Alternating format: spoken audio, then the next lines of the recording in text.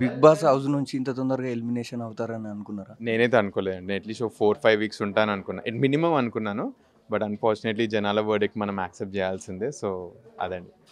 అంటే fair elimination అని అనుకున్నారా? ఫెయిర్, అన్‌ఫెయిర్ ఫెయిర్, అన్‌ఫెయిర్ గురించి మాట్లాడితే మనమే మన హెల్త్ మెంటల్ ఖరాబ్ చేసుకున్నట్టు అయితది. వచ్చిన వర్డిక్ట్‌ని హార్ట్‌ఫుల్లీ యాక్సెప్ట్ చేసి నెక్స్ట్ దాని గురించి చూడడమే నేను బిలీవ్ చేస్తాను. సో, ఒకటే ఇంకొన్ని రోజులు ఉంటానని నేను అనుకున్నాను. జనాలు అనుకున్నది, వాళ్ళు అనుకున్నది ఓట్లేశారు. సో, దాన్ని యాక్సెప్ట్ చేస్తానంటే గేమ్ నేను చాలా బాగా ఆడానని నేను హ్యాపీగా ఉన్నాను. బిగ్ బాస్ హౌస్ నుంచి ఏమేమి నేర్చుకున్నారు? బిగ్ బాస్ హౌస్ నుంచా? బయట కూర్చొని టీవీ ముందు బిగ్ బాస్ చూసి జడ్జ్ చేసే అంత ఈజీ అయితే బిగ్ బాస్ కాదు ఫస్ట్‌లీ. సెకండ్‌లీ బిగ్ బాస్ ప్రపంచం ఈజ్ వెరీ బ్యూటిఫుల్.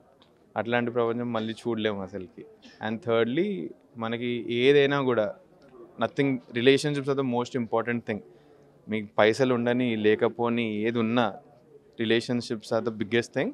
మా హౌస్‌లో కూడా ఎన్ని గొడవలైనా రాత్రి కూర్చొని అందరం కలిసి తింటాం. That is what I learned out of Bigg Boss. Bigg Boss house ద్వారా ఎవరు దగ్గరయ్యారు మీకు? ఎవరు దగ్గరయ్యారా? సంజన గారు చాలా మంచి ఫ్రెండ్ అయ్యారు. ఇమాన్యుల్ గారు చాలా మంచి ఫ్రెండ్ అయ్యారు. కామనర్స్ అందరం మాకేమంటారు అగ్ని పరీక్ష నుంచి ఉన్నాం కాబట్టి వాళ్ళు కొంచెం పరిచయమే. గేమ్ అయిపోయిన తర్వాత కూడా అందరం కలుస్తాం.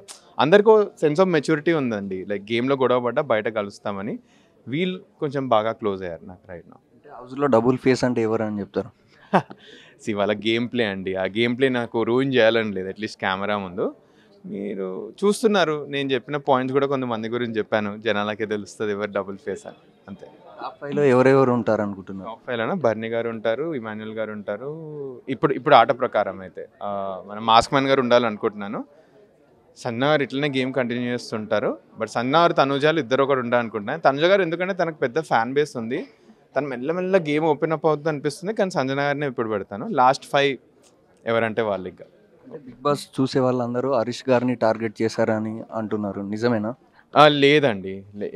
అందరూ టార్గెట్ అంటే అతని గేమ్ ప్లాన్ కూడా అయ్యి ఉండొచ్చు అది.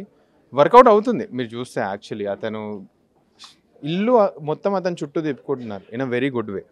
సో మీరు టార్గెట్ లెక్క అనుకోవచ్చు. బట్ మాకైతే హీస్ ప్లేయింగ్ అ గేమ్ అనే మాకు తెలుసు అది. But is playing a very good game. So target లెక్క అయితే నేను అనుకోను అది. కామన్ మ్యాన్స్‌లో ఎవరు విన్నర్ అవుతారనుకుంటున్నారు? కామన్ మ్యాన్‌లో ఒకవేళ గెలిస్తే నాకు హరీష్ గారు గెలిస్తే బాగుండనిపిస్తుంది. ఒకవేళ రీ ఎంట్రీలో నన్ను పంపిస్తే నేనే వెళ్తే బాగుండనిపిస్తుంది. బట్ యాజ్ ఆఫ్ నౌ నాకు హరీష్ గారు మీద కొంచెం మంచి హోప్ ఉంది. సెన్స్ ఆఫ్ మెచ్యూరిటీ ఉందండి అతనికి. యాక్చువల్లీ కళ్యాణ్ గెలుస్తాడు అనుకున్నాను నేను. బట్ గేమ్ చూసాకైతే లీడ్ అసలుకి. బట్ ఐ ఫీల్ మన హరీష్ గారు ఒక మంచి కంటెండర్ ఉన్నారు మన కామనర్స్ తరఫున నుంచి అని అనుకుంటున్నాను. అంటే రీసెంట్‌గా మీ రీల్ ఒకటి ఫేమస్ అయితుంది. మీలో ఎవరు కోటేశ్వరుడు కూడా ఎళ్ళినట్టున్నారు గదా! ఎన్టీఆర్ గారు అడిగిన క్వెషన్ కృష్ణ ఎవరు మీలో కోటేశ్వరుడికి వెళ్ళండి నేను. అంటే క్వెషన్ కూడా తక్కువ టైంలో ఆన్సర్ ఇచ్చారు కదా! ఏ కృష్ణ క్వశ్చన్? ఎక్స్‌ప్రెస్.